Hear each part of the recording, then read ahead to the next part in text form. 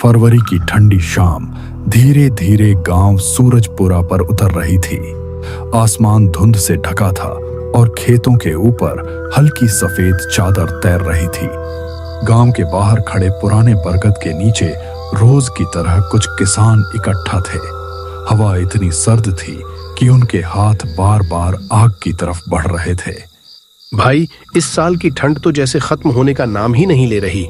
गेहूं की बालियां आने से पहले ही जानवर सब बर्बाद कर देंगे। रघु की आवाज में थकान थी।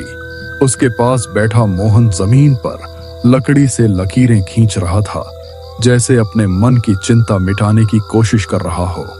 कल रात 4 सांड मेरे खेत में घुस आए थे। जब तक मैं पहुंचा आधा हिस्सा कुचल चुके थे। बरगद की पत्तियां हवा में खड़क रही थीं। थोड़ी दूरी पर बैठे बूढ़े भीखा काका चुपचाप सब सुन रहे थे। उनकी आंखों में कई मौसमों का अनुभव था। खेती अब सिर्फ मेहनत नहीं रही बेटा, ऊपर वाले की मर्जी भी चाहिए। इतने में सूखे पत्तों पर किसी के तेज कदमों की आवाज आई। सबकी नजर एक साथ उधर मुड़ गई। धुंध के बीच से एक आदमी लड़खड़ाते हुए पास आया। वह था शंकर। अरे शंकर, इतनी रात गए खेत से आ रहे हो क्या? शंकर की सांस तेज चल रही थी। उसने लाठी जमीन पर टिकाई और आग के पास बैठ गया। खेत नहीं रहा, अब जानवरों का अखाड़ा बन गया है। अभी अभी 3 नील गायों को भगा कर आया हूं। कुछ पल सब चुप रहे। आग की लपटें धीमी पड़ने लगी थीं। तभी शंकर ने धीमी आवाज में एक और बात कही, ऐसी बात जिसने चौपाल का माहौल बदल दिया। तुम लोगों ने तालाब वाली खबर सुनी है क्या? कौन सी खबर? हवा अचानक और ठंडी लगने लगी। दूर कहीं सियारों की आवाज गूंजी। चरवाहा नंदू अपनी भैंस को पानी पिलाने ले गया था, लेकिन भैंस वापस नहीं आई। लोग कह रहे हैं तालाब के पास रात में कोई रोता है। यह सुनकर भीखा काका ने सिर उठाया। उनकी आंखों में चिंता की हल्की रेखा उभरी। रात के समय ऐसी बातें मत किया करो, डर अपने आप बढ़ जाता है। लेकिन डर अब हवा में घुल चुका था। बरगद की परछाई जमीन पर फैल गई थी और हर कोई अपने अपने ख्यालों में खो गया था। अगर सच में कुछ गड़बड़ है तो रात की रखवाली कैसे करेंगे? कोई जवाब नहीं दिया। बस आग की लकड़ियां चटकती रहीं और आसमान पूरी तरह अंधेरा हो गया। चौपाल की बातें खत्म हुई तो सब अपने अपने घर लौट गए। लेकिन उस रात किसी को चैन की नींद नहीं आई। ठंड और तालाब की खबर दोनों ही दिल में डर बनकर बैठ गए थे। गांव की गलियों में सन्नाटा था। सिर्फ कुत्तों के भौंकने की आवाज बीच बीच में सुनाई दे रही थी। करीब 11 बजे रघु ने लालटेन जलाई, लाठी उठाई और घर से बाहर निकला। उसकी सांस ठंडी हवा में भाप बनकर उड़ रही थी। वह सीधे मोहन के दरवाजे पर पहुंचा।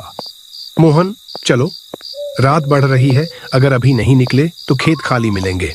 बस आता हूं, आज अकेले जाने का मन नहीं कर रहा। दोनों साथ चले और रास्ते में भीखा काका भी मिल गए। काका पहले से तैयार खड़े थे, जैसे उन्हें पहले ही अंदेशा हो कि आज की रात आसान नहीं होगी। आज तीनों साथ रहेंगे, अकेले पहरा देने में दिल नहीं मान रहा। 3 लालटेन की पीली रोशनी अंधेरे रास्ते को काटती हुई आगे बढ़ रही थी। गांव पीछे छूट चुका था। अब चारों तरफ सिर्फ खेतों की खुशबू और ठंडी हवा थी। सुनो, सियार फिर से चिल्ला रहे हैं। मौसम कुछ अलग लग रहा है। रास्ता उसी पुराने तालाब के पास से गुजरता था। जैसे जैसे वे तालाब के करीब पहुंचे, उनकी बातें खुद ब खुद धीमी पड़ गईं। पानी काला दिख रहा था और पेड़ की टेढ़ी डालियां अजीब सी आकृति बना रही थीं। लालटेन ऊंची रखो, इधर उधर मत देखना, बस सीधे चलते रहो। हवा में एक अजीब सी नमी थी।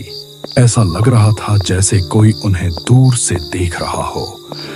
कदमों की आहट के अलावा वहां कुछ भी सुनाई नहीं दे रहा था। रघु, अगर सच में कुछ है वहां तो हमें लौट जाना चाहिए क्या? डर से खेत नहीं बचेंगे, बस थोड़ा और चलो, मेड़ पास ही है। तीनों जल्दी जल्दी कदम बढ़ाते हुए तालाब पार कर गए। कुछ दूर जाकर जब उन्हें अपने खेत दिखे तो जैसे दिल की धड़कन थोड़ी धीमी हुई। पहले आग जला लो, ठंड बढ़ रही है। उन्होंने सूखी टहनियां इकट्ठा की और अलाव सुलगाया। आग की लपटें उठी तो अंधेरा थोड़ा पीछे हट गया। आज रास्ता पार करते वक्त लगा जैसे कोई हमारे पीछे चल रहा था। मन का वहम है शायद, लेकिन आवाज सच में अजीब थी। रात धीरे धीरे और गहरी होती जा रही थी। आसमान पर बादल छा गए थे और दूर बिजली की हल्की चमक दिखाई दे रही थी। तीनों आग के पास बैठे थे, लेकिन उनके दिल में अब भी तालाब का डर जिंदा था। रात अब अपने सबसे गहरे सन्नाटे में उतर चुकी थी। खेतों के ऊपर हल्की धुंध तैर रही थी। अलाव की लपटें कभी तेज होती, कभी धीमी पड़ जाती। दूर कहीं सरसराहट हुई तो तीनों एक साथ चौंक कर उठ बैठे। रघु, देखा उधर कुछ हिला अभी। रघु ने लालटेन उठाकर अंधेरे की तरफ रोशनी फेंकी, लेकिन वहां कुछ साफ दिखाई नहीं दिया। सिर्फ हवा से हिलती सरसों की पतली डालियां थीं। शायद नीलगाय होंगी। आवाज ध्यान से सुनो। कुछ पल तक सब शांत रहा। फिर अचानक खेत के किनारे खड़े सूखे पेड़ की दिशा से एक अजीब सी ठंडी हवा आई। आग की लौ टेढ़ी होकर झुक गई। ये हवा ठीक नहीं लग रही, जैसे तालाब की तरफ से आ रही हो। उनकी बात खत्म ही हुई थी कि उन्हें दूर से किसी के भारी कदमों की आहट सुनाई दी। आवाज धीरे धीरे उनकी तरफ बढ़ रही थी, जैसे कोई लंबे डग भरता हुआ पास आ रहा हो। कोई आदमी होगा क्या इतनी रात को? आहट अब और साफ हो चुकी थी। लालटेन की हल्की रोशनी में उन्हें एक लंबा सा साया दिखा। दुबला पतला शरीर, झुकी हुई चाल और चेहरे पर अजीब सी परछाई। कौन है वहां? अपना नाम बताओ। कुछ पल तक कोई जवाब नहीं आया। फिर वह साया धीरे धीरे और पास आया। उसकी चाल सामान्य नहीं थी, जैसे हवा उसे धकेल रही हो। रघु, यह इंसान जैसा नहीं लग रहा। अचानक वह आकृति अलाव की रोशनी में आ गई। उसकी आंखों में लाल चमक सी थी और चेहरा बेहद उदास दिख रहा था। क्यों जाग रहे हो इस जमीन पर? क्या तुम्हें डर नहीं लगता? तीनों के गले सूख गए, लेकिन रघु ने हिम्मत जुटाई। हम किसान हैं, अपनी फसल की रखवाली कर रहे हैं। तुम कौन हो? हवा और ठंडी हो गई। पेड़ की डालियां जोर से हिलने लगी। उस साए ने धीरे से अपना हाथ उठाया, जैसे उन्हें पीछे हटने का इशारा कर रहा हो। यह मेड़, यह तालाब, यह सब अब शांत रहना चाहिए। जो यहाँ आता है लौट कर नहीं जाता। मोहन और भीखा काका ने एक दूसरे की तरफ देखा। डर अब उनके चेहरे पर साफ दिखाई दे रहा था, लेकिन वे पीछे नहीं हटे। हमने किसी का कुछ नहीं बिगाड़ा, बस खेत बचाना चाहते हैं। अचानक आसमान में बिजली चमकी। उसी रोशनी में उस साए का चेहरा साफ दिखाई दिया, उदासी से भरा, जैसे कोई पुराना दर्द उसके भीतर जिंदा हो। बिजली की चमक जैसे ही खत्म हुई, खेतों पर फिर से गहरा अंधेरा उतर आया। अलाव की आग अब धीमी पड़ने लगी थी, लेकिन तीनों की धड़कनें पहले से तेज थीं। वह रहस्यमयी साया कुछ कदम और आगे बढ़ा और मेड़ के किनारे रुक गया। अगर तुम इंसान हो तो सामने आकर साफ साफ बताओ, और अगर नहीं हो तो हमें नुकसान मत पहुंचाना। साया कुछ पल तक खामोश रहा। हवा के झोंके से उसकी परछाई लंबी होकर जमीन पर फैल गई। उसकी आवाज जब फिर गूंजी तो पहले से धीमी और भारी थी। नुकसान मैं नहीं चाहता, लेकिन इस जगह की शांति टूटे तो सबके लिए मुश्किल होती है। रघु ने लाठी कसकर पकड़ ली, लेकिन उसकी आवाज में डर से ज्यादा जिद थी। ये खेत हमारे हैं, हमारी मेहनत से खड़े हुए हैं, हम इन्हें छोड़कर नहीं जा सकते। साए की आंखों की लाल चमक हल्की पड़ने लगी। उसने चारों तरफ देखा, लहलहाती फसल, जलती आग और 3 किसानों की थकी मगर मजबूत आंखें। तुम्हारी मिट्टी से लगाव मुझे अपनी याद दिलाता है।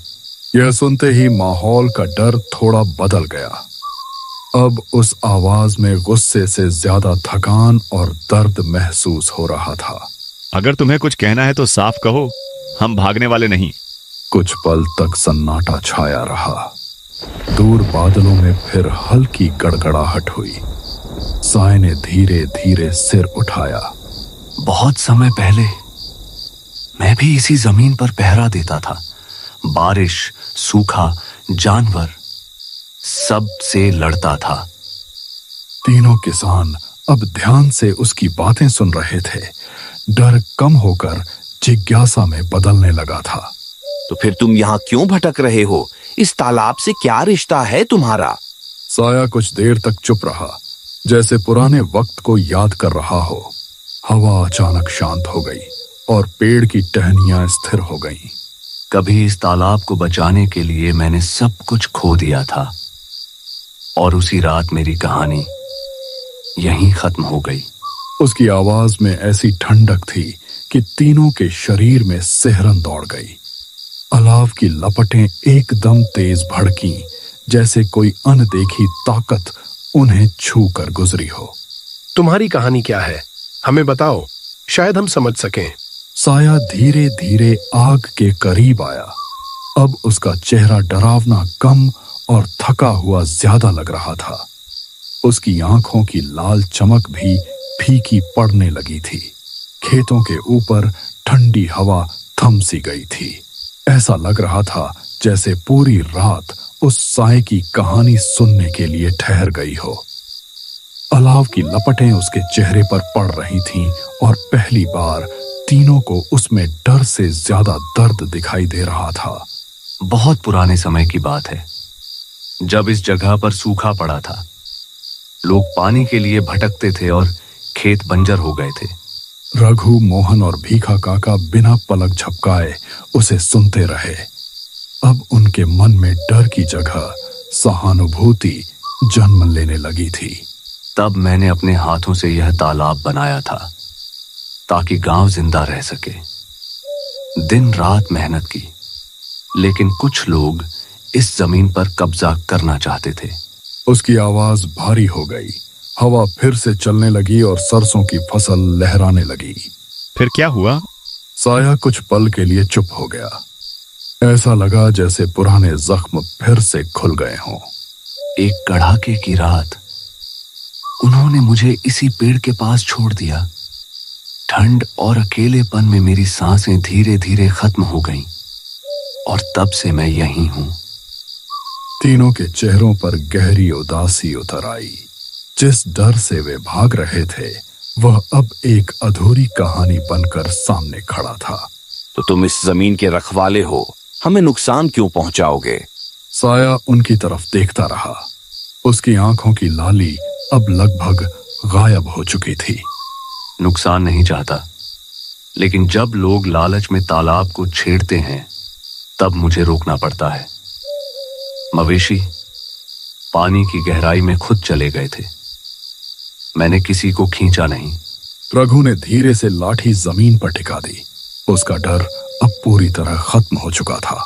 अगर तुम सच में इस मिट्टी के रक्षक हो तो हम भी तुम्हारा मान रखेंगे।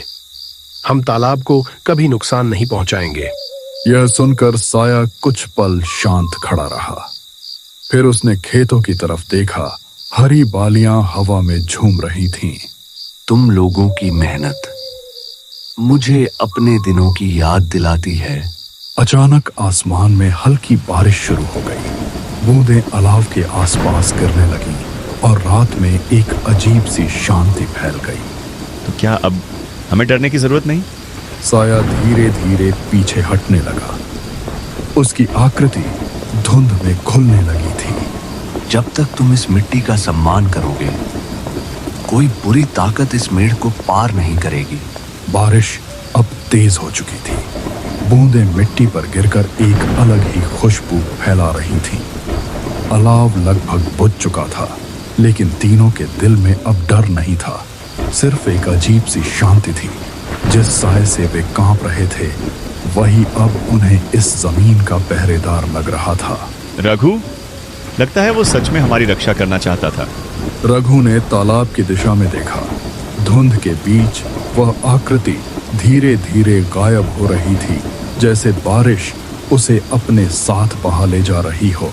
आज समझ आया, हर डरावनी चीज बुरी नहीं होती।